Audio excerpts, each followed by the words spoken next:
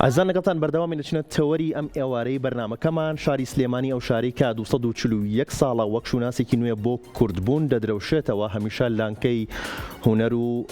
ئەدەب بووە و سلێمانی ئەکرێ بڵین کە تەنها شارێک نییە وەکو شارێکی ئاسایی ناوی بنین بەڵکو سمبولی خۆڕاگری قوربانیدان و داهێنان و شوێنی چەندین کەڵەپیاوی مەزن بووە کە بە درێژایی مێژوەکەی ئەمە ناوی هێنین و لە ئێستادا لەژێر ناونیشانی سلێمانی شوناسی نوێی کوردبوون بەڕێوەبەرەتی گشتی ڕۆشنبیری و هونەر لە شاری سلێمانی گەنجینەیەکی چالاکی هونەری ئەدەبی پێشکەش بە ئامادەبوان و بە هاوڵاتیانی شاری سلێمانی و هەموو ئەو کەساناکەن کە خۆشەویستیان بۆ شاری سلێمانی هەیە و ئەیانەوێت لە یادی 241 ساڵی شاری سلێمانی شاری شاراندا بەشداری بکەن. گفتوگۆ لەسەر ئەم چالاکیەکەین لەگەڵ زۆر بەڕێزان لاوک ئەحمەد حەمەباقی و هەروەها زۆر بەڕێز محەممەد پاکش وەکو ئەندامانی لیژنەی باڵای یادی 241 ساڵی شاری سلێمانی و سڵاوتان لێبێ و بەخێربن لە ئێستاشەوە یادی 241 ساڵی شاری سلێمانی شاری شارانتان پیرۆز بێت.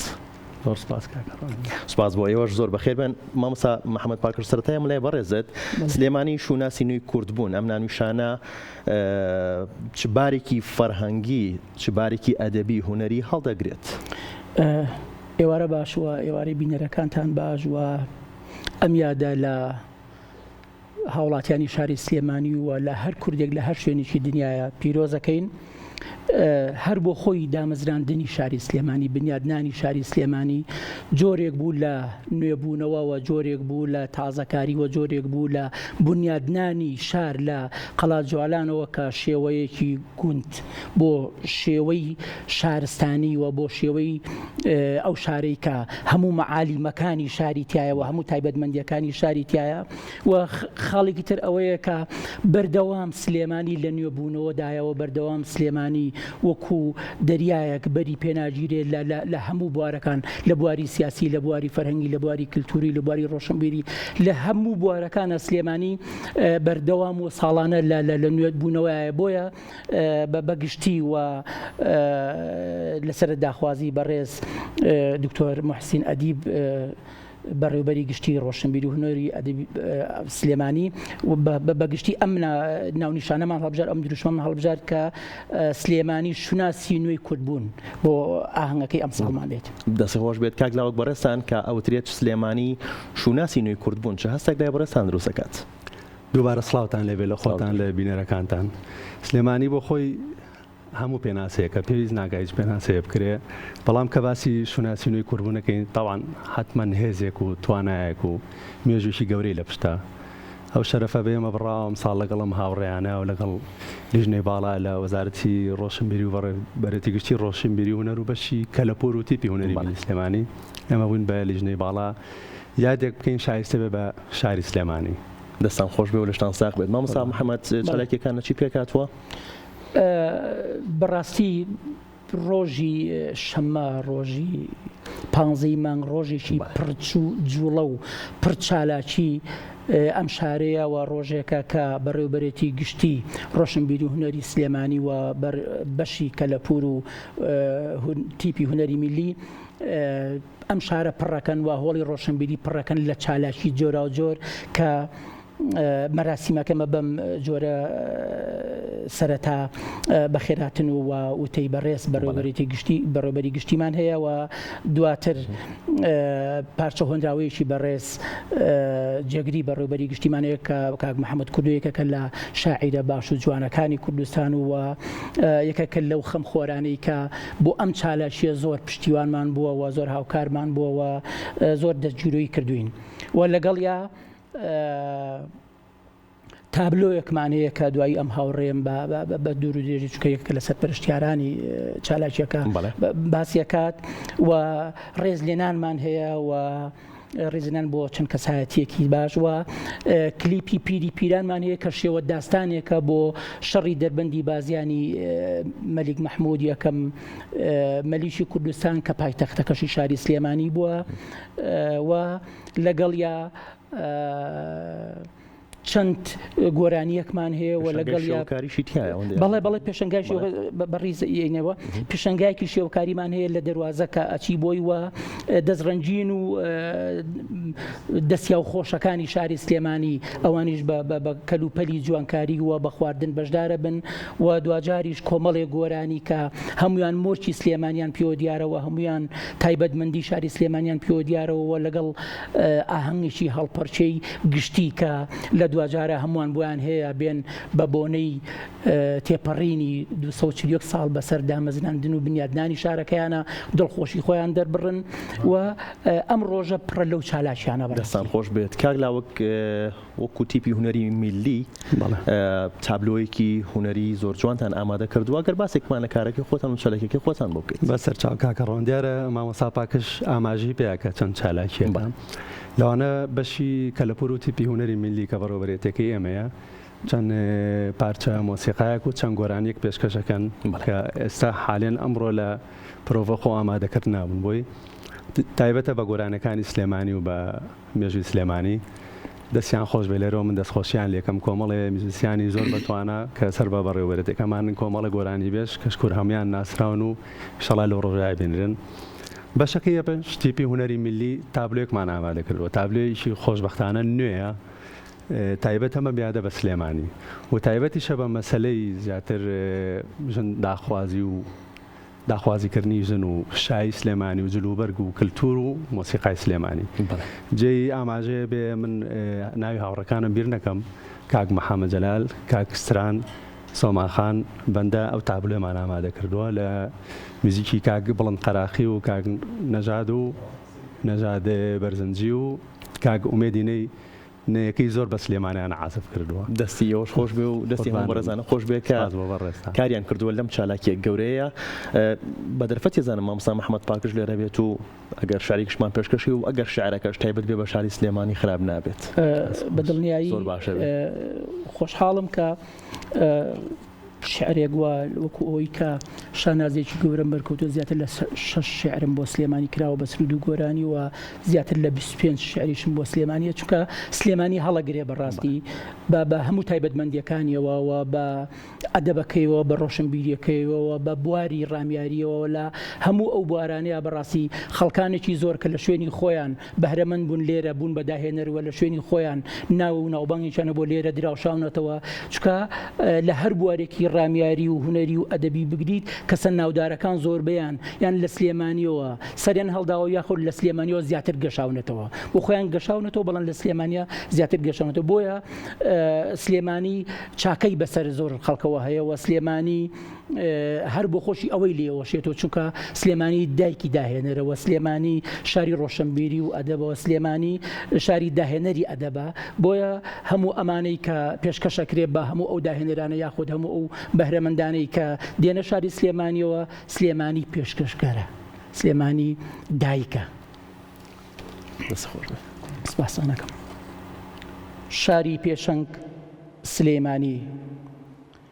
تۆ پێشەنگی سلێمانی تۆ جوانووی جڵە و نەکراوی هەموو سات و سەردەمەکانی ژیانی تۆ هەوێنی ڕاپەڕین و شۆڕش و قوربانیدانی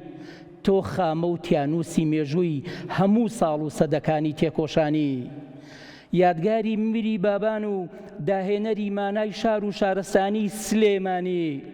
شاری مەولانە خالید و کاک ئەحمەد و شێخ مەحموودی سلێمانی شاری ڕۆشنبیری و ئەدەب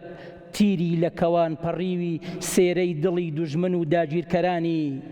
شاری سێ کوچکەی بابان و سێ پایتەختی مێژووی دێرین و نوێمانی شاری ئەختەر و عەول و ژین و ژیان ژانی گەل و پایتەختی ڕۆشنبیرانی سینەی خوێناوی بەرسەرای شەشی ئەیلولی هەڵوێس و سەربەرزی و کڕنۆشنەدانی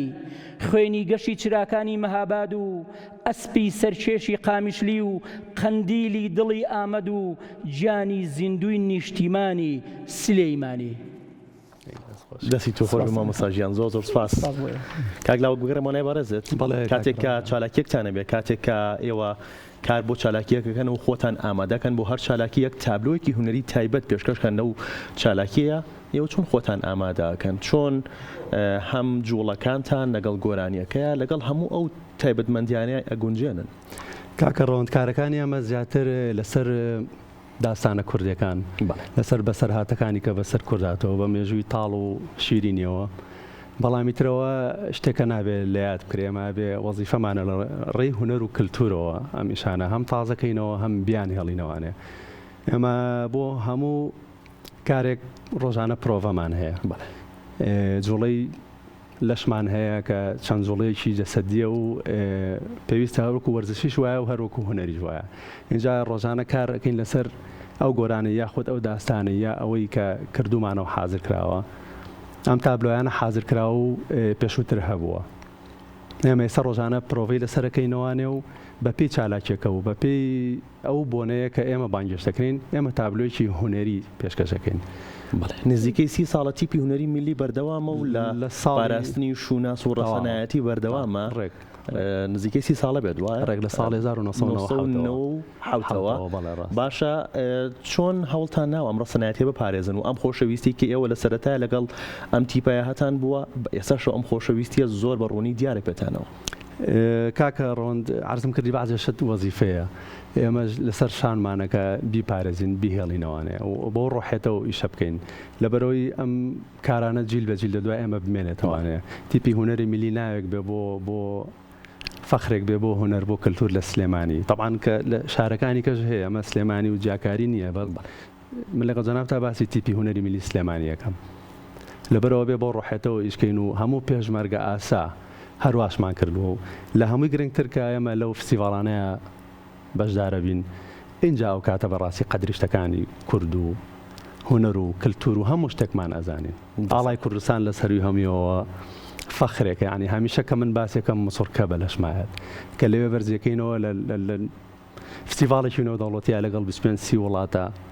یعنی بەڕاستی فەخرێکە بەقەت هەموو دنیا لەو جیاوازی هەیە بۆ تابلۆیەکی هونەری کە لە ناوخۆی کوردستانە پێشکەشیکەن لەگەڵ تابلۆیەکی هونەری لە دەروی کوردستان لە وڵاتێکی بیانیە ئێوە ئەم تابلۆ هونەریە پێشکەشکەن جیاوازەکە عرضم کردی ئەمە شۆڕش و پێشمەرگایەتیمان هەبووە وەکو کورد بەگشتی یعنی بەڕاستی کە ئێمە چینە دەرەوە بە فستیڤاڵێک عینەنەوە شۆڕشەوایە عینەن پێشمەرگە ئاسایشەکەین بەڵێ زۆر جیاوازی هەیە هەستێکی زۆر جیاوازمان هەیە بە تایبەتی جلوبەرگ و دەستچن و کارە کوردەکان زۆر جیاوازە بۆوان لە کڵایەکتەوە بیگرە دوو لە ڕووجەنابتان هەتا کەوشەکان زۆر جیاوازە بۆوان بەڕاستی سەرنجڕاکێشە بەڕاستی حەزەکەن لێکۆڕینەوەی لەسەر بکەن بەڕاستی پرسیارەکەن کورد بەڕاستی هەموو شتەکانی جیابەت ئەوەشتە کللتوری و مێژوویەکانی دەستی خۆش بێت مامۆستا محەممەد گەڕۆمەلای بەڕێزێت باسێکی گرنگیم چالاکیم بۆ بکەیت و باسێکم بۆ بکەیت لە ڕێم چالاکیەوە ئێوەتانەوێت چ پەیامێک بە هاوڵاتیان و ئامادەبوان بکەێنن کە سەردانی ئەم چالاکیەکەن و لەم ڕۆژەیە بەشدارە بن بڵێ هەر بۆ خۆی بەڕاستی لەسەر ڕێنمایی بەڕێز بەڕێوبەری گشتی ڕۆشنبیری هونەر ئەمانەوێت درەوشانەوە بۆ ناوی شاری ڕۆشنبیری و ئەدەب بکەینەوە درەوشانەوە بۆ شاری داهێنەری ئەدەب بکەینەوە کایە هونەری و ئەدەبی و ڕۆشنبیریەکان بە ترێن بکەین و هەوڵ بدەین معالیمە ئەدەبی و ڕۆشنبیری و هونەریەکان ئەوەی تایبەتە بە بەڕێوەبەرەتی گشتی و بە هەموو بەشەکانیەوە چکە بەڕاستی ئێمە ساڵانە ڤیسیڤاڵی لەبیر نەچێت ڤیسیڤاڵی شانۆمان هەیە ڤیسیڤاڵی سینەمامان هەیە ڤیسیڤاڵی فیلمی کوردیمان هەیە و چالاکیەکانی بەشی هەڵپەرچێ و بەشی کللتورمان هەیە و ئەم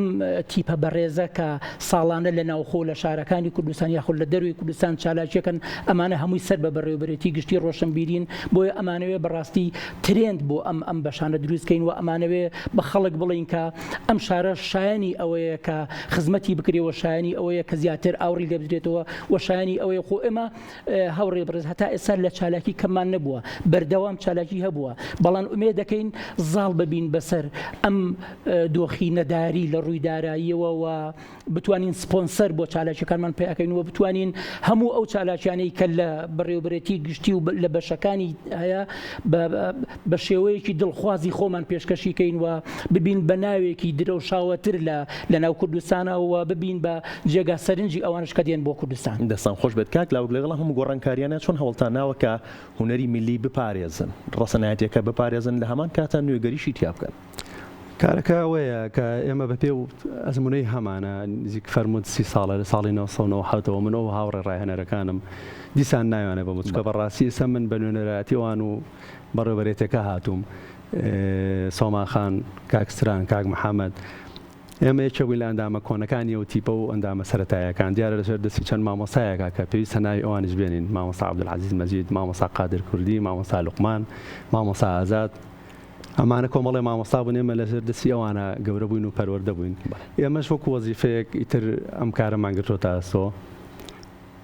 ئەبێ بەو ڕۆحێتەوە ئیش بکەین کە ئەم لەگەڵ دنیای سەردەم و گۆڕانکاری ئەمە کللتور هونەر مێژوو لە فەرامۆژ نەکەین بەڕاستی لێبیر نەکەین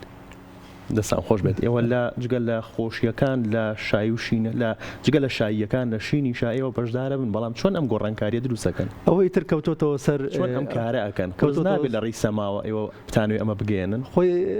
کەوتۆتەوە سەرەوە بۆنەی کە ئێمە بانگێشتەکەین ناخۆت بەشداری تیاگەین ئێمە لە ماوەی چەند ساڵی شەڕدا تابلۆیەکمانە بوو بە ناوی تابلۆی پێشمەرگە داستانی پێشمەرگە یعنی کامل پەیوەندی بە خۆشی و بە سەما و بە خۆشبەختیەوە نەوە یعنی هەمووی تەمسیلی لە پێشمەرگە و لەو شۆڕ شاکر کە کوور کردوێتی یعنی هەر جلوبەرگەکەشمان جلوبەرگی سەربازی بوو یعنی ترەوەکو ئێمە وەکو هونەرمەندێگا خۆت وەکو بڵێم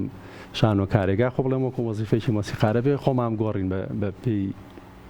ئەو بۆنانە بەدەستان خۆش بێ ئەو ئەزمونێکی دوور و درێژتان هەیە لەگەڵ ئەم گروپەیە وەکو خێزانێکتان لێ هاتوو بەشداریتان کردو لە چەندین فیستیڤاڵی نێودەوڵەتیە ئەم باسێکی ئەو فیستیڤاڵانەمان بۆ بکەیت چ دەستکەوتێکی هەبوو بۆ گروپەکە و باسێکی ئەوشمان بکەیت پلانی داهاتووتان چییە بەم نزیکانە پلانتان ئەوە هەیە کە لە فیستیڤاڵێکی نێودەوڵەتیە بەشدار بن ئەمێ بۆ دەست پێ بکەم ئێمە سەر بە بەڕێوەبەرەتی گشتی ڕۆشنبیری هونەری و سەر بە وەزارەتی ڕۆشنبیرین بە پێی توانە ئەوان زیاد لە پێویست بەڕاستی پشگیریان کردوین بە پێی ئەو بارودۆخی کە تێە پەڕێ بارودۆخی دارایی جەناب دەزانیوەشێکە لە کۆڵەکە ئاساسیەکان درێخیان نەکردووە هیوادارم زیاتر لە پشمان بن بۆیە ئێمە زیاتر بتوانین هەرچەندە درێخیان نەکردووە بتوانین زیاتر بەشداری بکەین لە فستیڤاڵەکانە و لە ئەو فستیڤاڵانێکی تازە هەیە وڵاهی لێرەوە باسیکەیت ئێستا بۆ ئەم چەند کارێک و چالێکیشی ناوخۆی هەیە تا کۆمانگی 11 تەواو بێ شتێک هەیە جارێ نازانم دڵنیانیم ناتوانمە لە خۆم بێڵم بەڵامی ترەوە فستیڤاڵانە کە ئێمە بەشداری تیاکەین زۆر پێویستە بۆ کورد وەکو عەرزم کردی لە ئاڵای کوردستانەوە هەتاوە جلوبەرگ و کللتور و شوناز ئێمە بۆ وڵاتانەیە ناسێنین و سەرنجڕاکێکیشە لەلایەن دەستان خۆش بێت ئەگەڕێمەوە لای بەڕێزت مامۆستا باسێکمان لە شوێن و کاتی چالاکیەکە بۆ بکەیت لە ڕۆژی شەممەیە بەڵێ شوێن هۆڵی ڕۆشنبیری سلێمانیە بێت بەڵێ هۆڵی ڕۆشنبیری سلێمانیە و هاتن بۆ هەمووانە و ئێمە هەموو ئەو هیلاک و ماندووبوونەی کە کراوە لە هەموو بوارەکانە بۆ ئەوەیە کە خەڵکی شارەکەمان بە هاتنیان هەم بەشدار بن لە یادکردنەوەی 240 ساڵەی بنیادنانی شارەکەیانە و هاوشاری بوونی خۆیان ڕاگەێنن و هەم بێن چالاکی و نواندن و هونەر و ئەدەبی هاوڕێکانیان و هاوشاریەکانیان و خزم و کەسوکارەکانی خۆیان ببینن کە خۆی بینێتەوە لەو کۆمەڵە چالاکی کە باسمان کرد و خواردن هەیە لە پێشوازیە و دەستڕەنجینی هەیە کە لەوێ خانمانی دەستڕەنجین بەرهەمەکانی خۆیان نمایشەکەن و چالەکیەکان ئەوەندە دڵگیرن بەڕاستی ئەوەندە بە دوای یەکە بە جۆرێکی هونەری و ئەدەبی ڕیزکراون پێم وایە کەس لە چیسی خۆی نەدا باشە دەستان خۆش بێت پامی کۆتاییت بۆ بنیادنانی 241 ساڵی شاری سلێمانی جێی شانازیەکە لەم یادە ئێمە بەشدارە بین ئەمێ لە یەکێ لە کامێرەکانتەوە بانگێشتی خەڵکی سلێمانی هەموو بەڵێم فەرموو بۆ یادی سلێمانی شوناسی نوێی کوردبوون یا خود مەراسیمی سلێمانی شوناسی نوێی کوردبوون لە ئێستەوە ئێمە چاوەڕێتانین ڕۆژی 15 لە هۆڵی ڕۆشنبیری بۆ چەند چالاکیشی هونەری و کللتوری ئەدەبی و ئەتان خێنە سەر چاوانمان دەستان خۆش بێت سپاس بۆ کاتی بە ئێمەتان بەخشی هیوای بەردەوامی و کاری باشترتان بۆ خوازین سپاس بۆ ئازیزان و